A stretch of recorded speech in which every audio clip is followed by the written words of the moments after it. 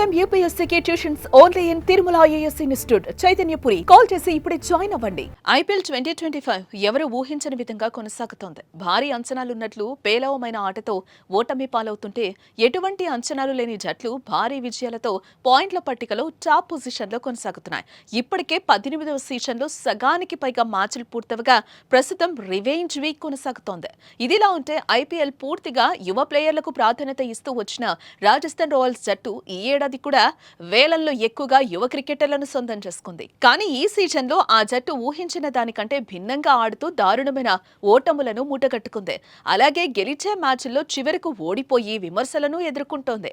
ఈ క్రమంలో Rajasthan జట్టుపై match fixing ఆరోపణలు వస్తున్నాయి.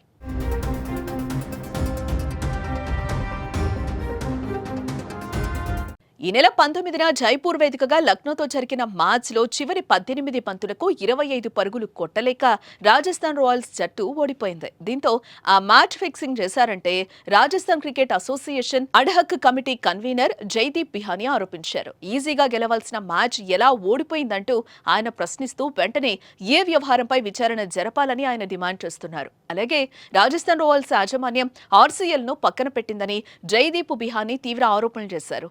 ఇదిలా ఉంటే లక్నోతో మ్యాచ్ కంటే ముందు ఢిల్లీ క్యాపిటల్స్ తో మ్యాచ్ లోనూ రాజస్థాన్ అదే విధంగా ఆడింది. ఈజీగా గెలవాల్సిన మ్యాచ్ ని సూపర్ ఓవర్ దాకా తీసుకొచ్చి ఓటమి పాలైంది. ఇక ఇదిలా ఉంటే ఇప్పటి వరకు ఐపీఎల్ మెగా టోర్నీ సక్సెస్ఫుల్ గా కొనసాగుతున్న వేళ చేసిన ఈ ఫిక్సింగ్ ఆరోపణలు సంచలనంగా మారాయి. అయితే ఆయన ఆరోపణలపై బీసీసీఐ ఎలా స్పందిస్తుందో తెలియాలంటే వేచి చూడాల్సిందే మరి.